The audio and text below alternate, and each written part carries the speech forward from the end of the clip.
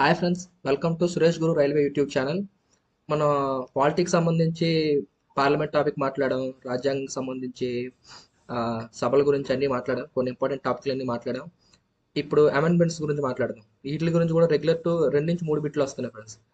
ఆ, ఎక్కువగా 42, 44 మీద ఎక్కువ ఆడడం జరుగుతుంది, కానీ మొత్తం ఆ ఓవరాల్ దాని మీద ఐడియా ఉంటే 3 to 4 మార్క్స్ ఈజీగా వస్తాయి. ఆ, మొన్న తెలంగాణ గ్రూప్ 3 గ్రూప్ 4లో జరిగిన ఎగ్జామ్కి అయితే ఒక 7 to 8 క్వశ్చన్స్ రావడం దాకా జరిగింది. అవేవో కూడా చెప్తాను. ఆ, మీరు ఈ ప్రీవియస్ ఇయర్ క్వశ్చన్లు అన్ని చూడాలనుకుంటే మీరు చేయాల్సిందల్లా సబ్స్క్రైబ్ చేయండి, ఛానల్ సబ్స్క్రైబ్ చేసుకోండి. ఆ, ఒకసారి మా మాటలు నమ్మకం లేకపోతే మీరు తెలంగాణ పేపర్లన్నీ ఒకసారి చెక్ చేయొచ్చు, దాంట్లో ఏ ఇది లేదు. ఓకే, ఇంకా లేట్ చేయకుండా ఫస్ట్ క్వశ్చన్ స్టార్ట్ చేద్దాం. ఫస్ట్ క్వశ్చన్: భారత రాజ్యాంగానికి మొదటి సవరణ జరిగిన తేదీ ఏది? భారత రాజ్యాంగానికి మొదటి సవరణ జరిగిన తేదీ 1950 అండి, 1950 అనమాట. భారత రాజ్యాంగం ఎప్పుడు అమల్లోకి వచ్చింది? 1950 జనవరి 26 అనమాట. దానికి సంబంధించి మొదటి సవరణ జరిగిన తేదీ ఏదంటే 1950లోనే జరిగింది. అంటే రాజ్యాంగం అమల్లోకి వచ్చినప్పుడే మొదటి సవరణ జరగడం జరిగింది. అలా కాకుండా ప్రజెంట్ ఎన్ని జరిగాయంటే 106 అండి. ప్రజెంట్ జరిగిన రాజ్యాంగ సవరణలు అడిగితే 106. Okay, 101 GST,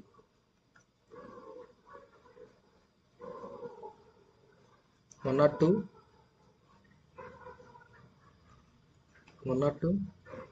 national commission for backward classes, 103 EWS,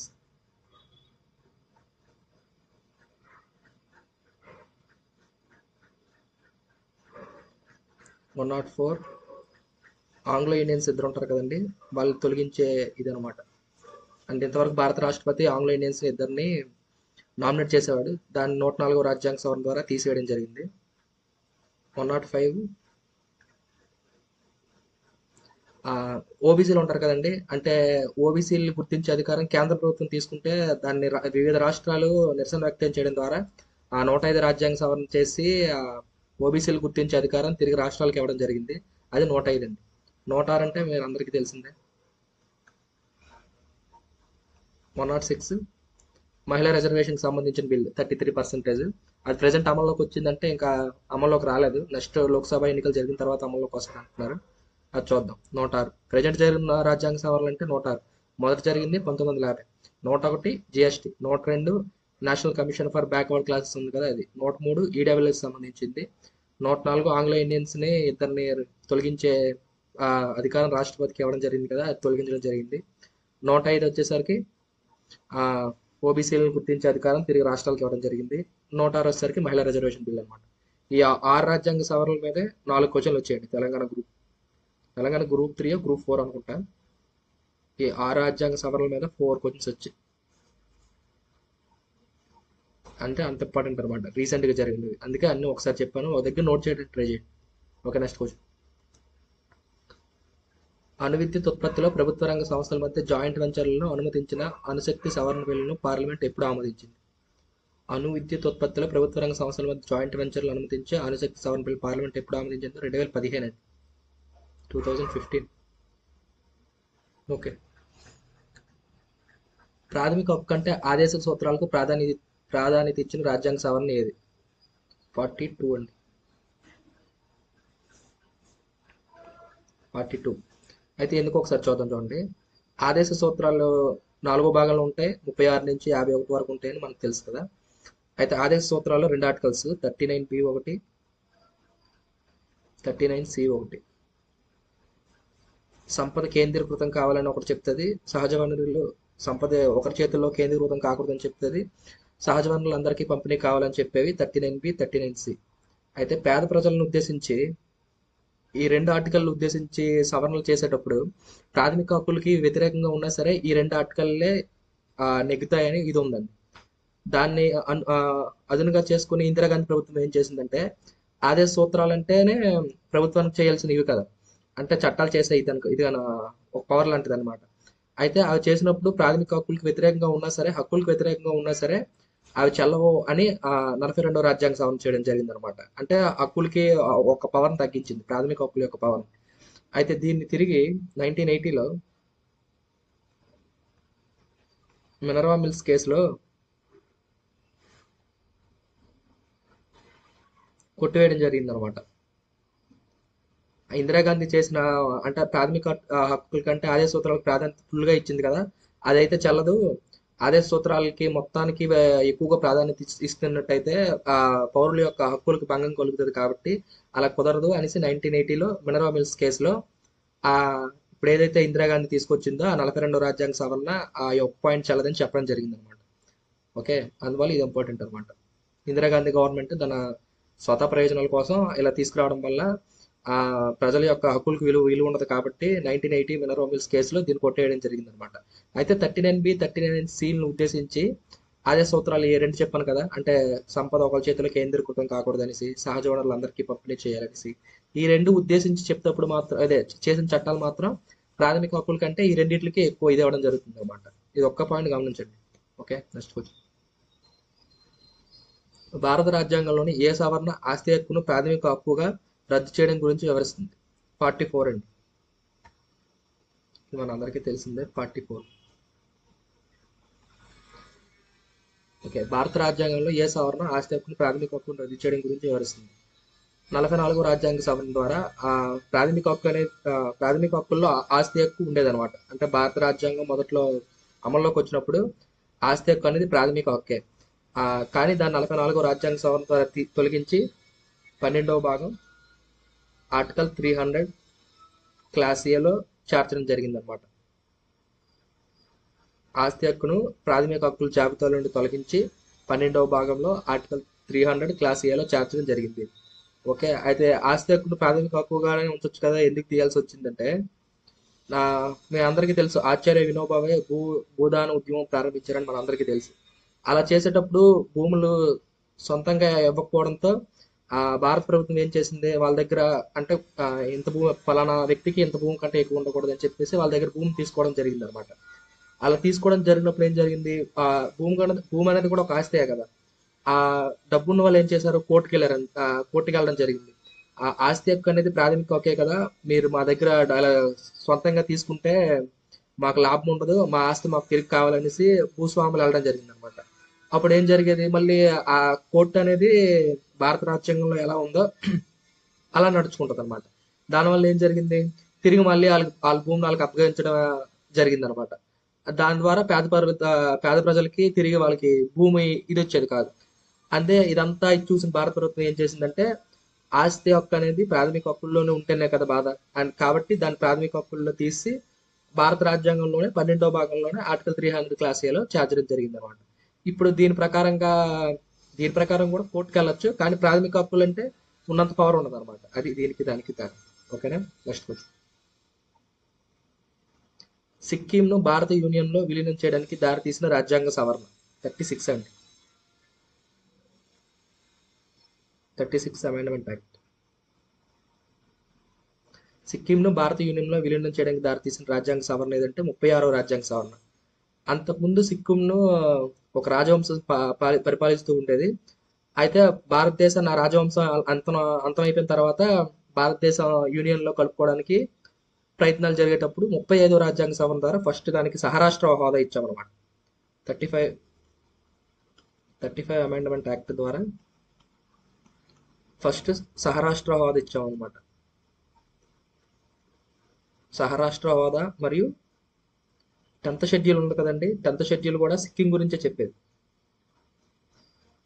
ఇప్పుడు అంటే 10th షెడ్యూల్ జనరల్గా మామూలుగా 52వ రాజ్యాంగ సవరణ 1985 ద్వారా చేర్చడం జరిగింది కదా, ఇది లేకముందు.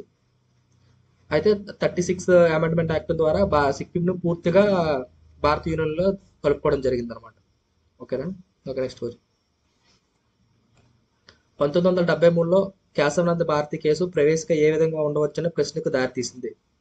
ఓకే, 1973లో కేశవనంద భారతి కేసు భారత రాజ్యాంగంలోనే ముఖ్యమైన కేసుగా చెప్తారనమాట. భారత రాజ్యాంగంలోనే ఎక్కువ రోజులు కొనసాగిన రెండవ కేసుగా కేశవనంద భారతి కేసు మనం చెప్పొచ్చు.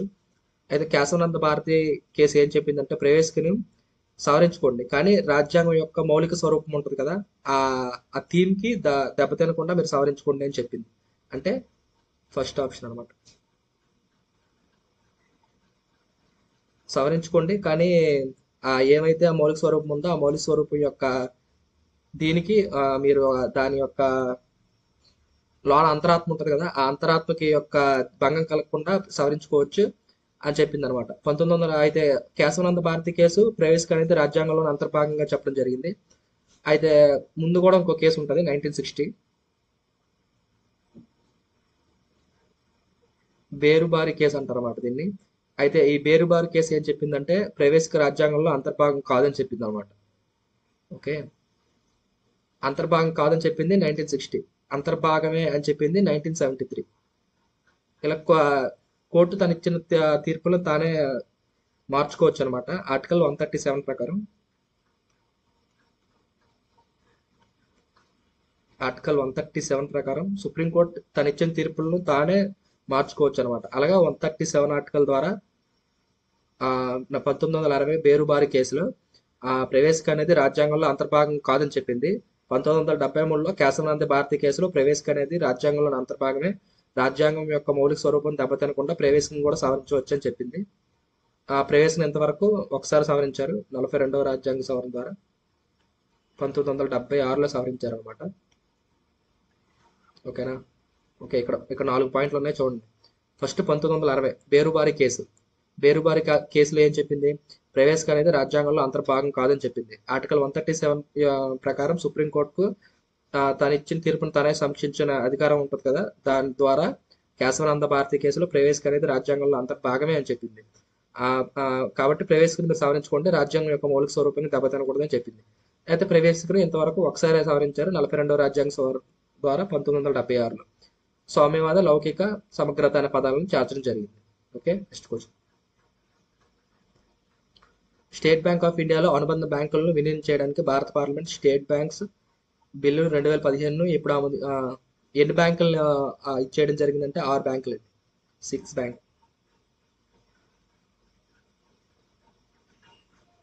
6 బ్యాంకులను 4 బ్యాంకుల్లో కలపడం జరిగింది. ఇది ఎకానమిక్ పాయింట్ ఆఫ్ వ్యూలో కానీ నాకు జస్ట్ మామూలుగా అంటే కలిపాడు కాబట్టి అడగడం జరిగింది అనమాట.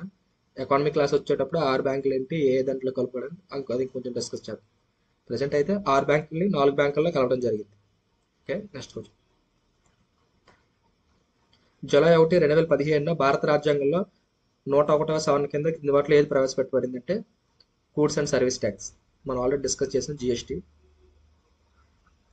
జూలై 1, 2017లో భారత రాజ్యాంగంలో 101వ సవరణ కింద వాటిలో ఏది ప్రవేశపెట్టింది అంటే గూడ్స్ అండ్ సర్వీస్ ట్యాక్స్ అనమాట. ఇది 122వ రాజ్యాంగ సవరణ బిల్ అండి. ఇది 122వ రాజ్యాంగ సవరణ బిల్లు, 101వ సవరణ. అదేంటి బిల్లు వేరేగా సవరణ వేరేగా ఉందంటే ఆమోదించిన ప్రతి బిల్లు చట్టంగా మారాలని లేదు కదండి. ఆర్టికల్ 111 కింద భారత రాష్ట్రపతి ఆమోదిస్తే ఏదైనా బిల్లు అనేది చట్టంగా మారుతుంది అనమాట. అలాగే ఇంతవరకు 122 బిల్లులు వెళ్ళాయి, 101 ఆమోదించడం జరిగింది. అంటే ఇప్పటికంటే 106 వేయాలండి, అది వేరే విషయం. అదనమాట ఆర్టికల్ 11. అదే గవర్నర్ అనుకుంటే స్టేట్ గవర్నమెంట్కి వచ్చేసరికి 200 అనమాట. ఈ రెండింటి తేడా చూసుకోండి. ఇక్కడ గవర్నర్ ఆమోదిస్తే ఏదైనా బిల్ అనేది చట్టంగా మారుతుంది. ఇక్కడ 111 అదే 111 కింద భారత రాష్ట్రపతి ఆమోదిస్తే ఏదైనా బిల్ అనేది చట్టంగా మారుతుంది అనమాట. అది దానికి తేడా.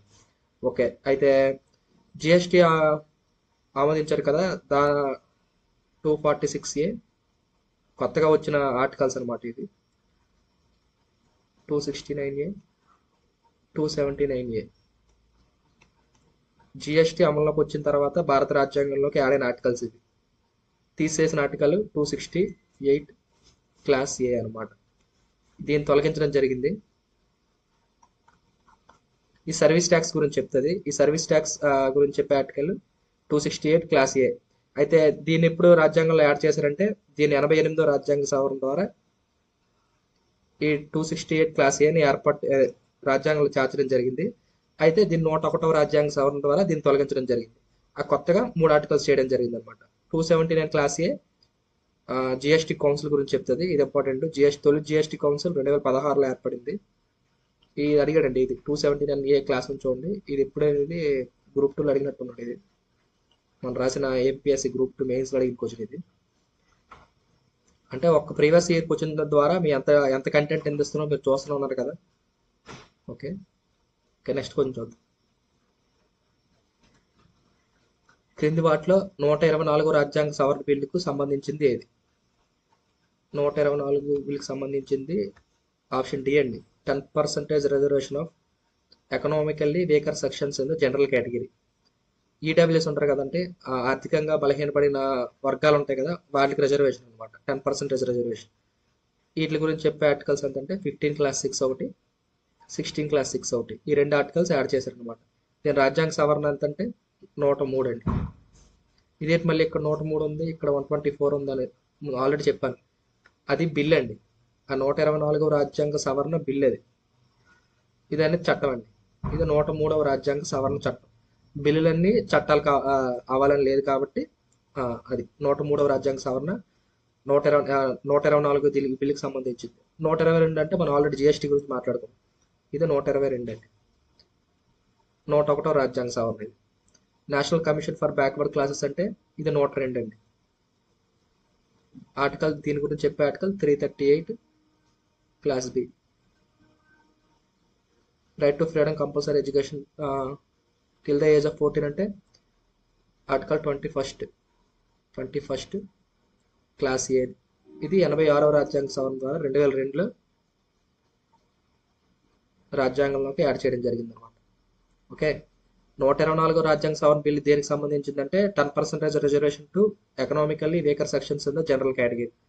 అయితే ప్రాథమిక హక్కుల్లో వీళ్ళకి ఏ ఆర్టికల్స్ చెప్తే అంటే 15 క్లాస్ 6, 16 క్లాస్ 6 వాళ్ళ గురించి చెప్పిన రాజ్యాంగ సవరణ ఏదంటే 103వ రాజ్యాంగ సవరణ చేర్చారు.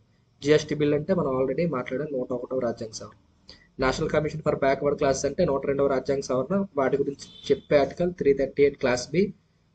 Okay, next compulsory free education 21 clause A. దాన్ని 86వ రాజ్యాంగ సవరణ ద్వారా 2002లో రాజ్యాంగంలోకి యాడ్ చేయడం జరిగింది అనమాట. Okay, next question. భారత రాజ్యాంగంలోని 69వ సవరణ ఏంటి? Introduced the goods and service tax. దీని గురించి ఆల్రెడీ మాట్లాడాం. Bodo Dogri included as official languages. ఇది కాదు. Delhi made national capital rising to given special status.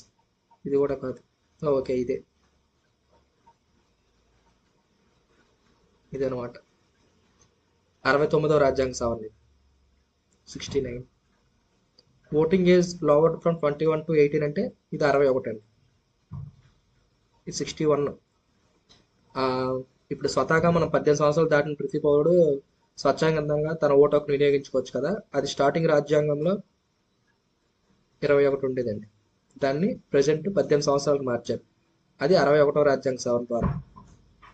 ఇది 1988 అండి, రాజీవ్ గాంధీ గవర్నమెంట్ అనమాట. ఓకే, ఢిల్లీకి నేషనల్ క్యాపిటల్ హోదా 69వ రాజ్యాంగ సవరణ ద్వారా ఇవ్వడం జరిగింది 1992 అండి. Okay, goods and service tax అంటే ఆల్రెడీ మాట్లాడాం, 101వ రాజ్యాంగ సవరణ అది. బోడో డోగ్రీ మైథిలి సంతాలి భాషల గురించి చెప్పే అఫీషియల్ లాంగ్వేజ్, భాషల గురించి చెప్పే షెడ్యూల్ అంటే 8వ షెడ్యూల్ 17వ భాగం. షెడ్యూల్ వేరు, భాగాలు వేరు. భారత రాజ్యాంగంలో 25 భాగాలు ఉంటాయి కదా, అందులో చెప్పేది 17వ భాగం. చాలా చాలా ఇంపార్టెంట్. చాలా కన్ఫ్యూజ్ చేసిన అడిగిన బిట్లలో చాలా ఇది ఒక 2-3 సార్లు అడిగాడు దగ్గర. షెడ్యూల్ వస్తుంది 8వ షెడ్యూల్.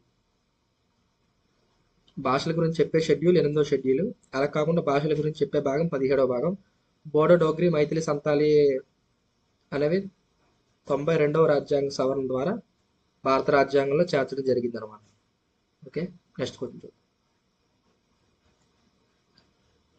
భారత రాజ్యాంగంలోని ఏ సవరణ ద్వారా ఆస్తి హక్కును ప్రాథమిక హక్కుల జాబితా నుండి తొలగించారు?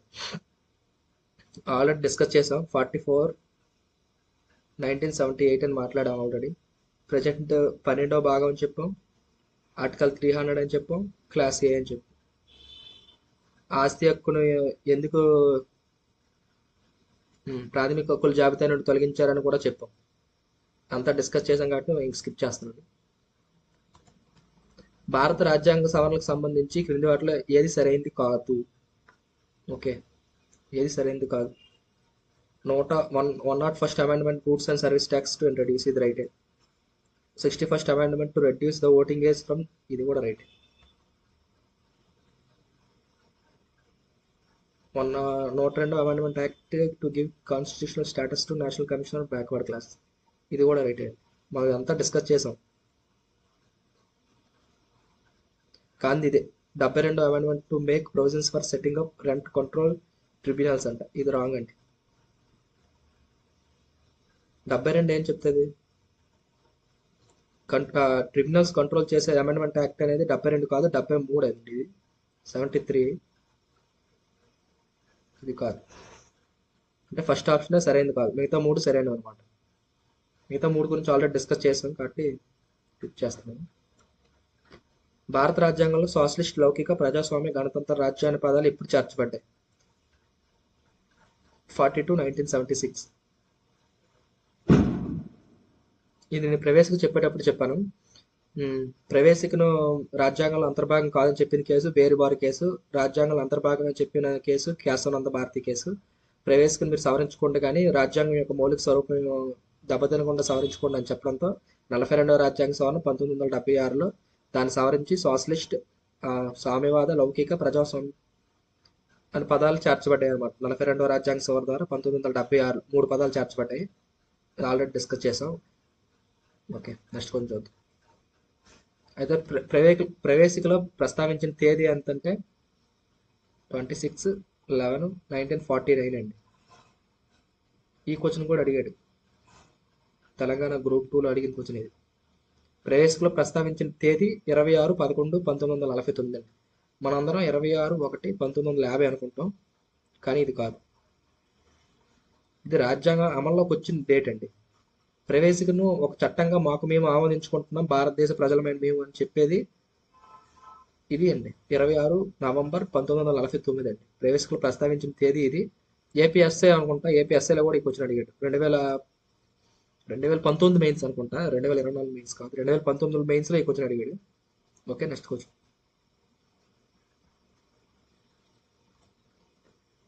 క్రింది వాటిలో భారత రాజ్యాంగంలోని 61వ సవరణకు సంబంధించింది ఏది? ఓకే, ఇది కూడా ఆల్రెడీ డిస్కస్ చేసాం. 61వ సవరణ అనగానే lowered the voting age of elections. Rajiv Gandhi government ఏం చేసిందని చెప్పాం, 21 సంవత్సరాలు ఉన్న ఓటింగ్ వయసును తార్ఖాండే కమిటీ యొక్క సిఫారసుల మేరకు 21 సంవత్సరాల నుండి 18 సంవత్సరాలకు తగ్గించడం జరిగింది. ఇది డిస్కస్ చేసాం. ఎకనామికల్ వీకర్ సెక్షన్స్ అనగానే 103వ రాజ్యాంగ సవరణ, ఇది కూడా ఆల్రెడీ డిస్కస్ చేసాం. Extend the period of reservation of seats, ఇది కాదు, అది కూడా కాదు. నెక్స్ట్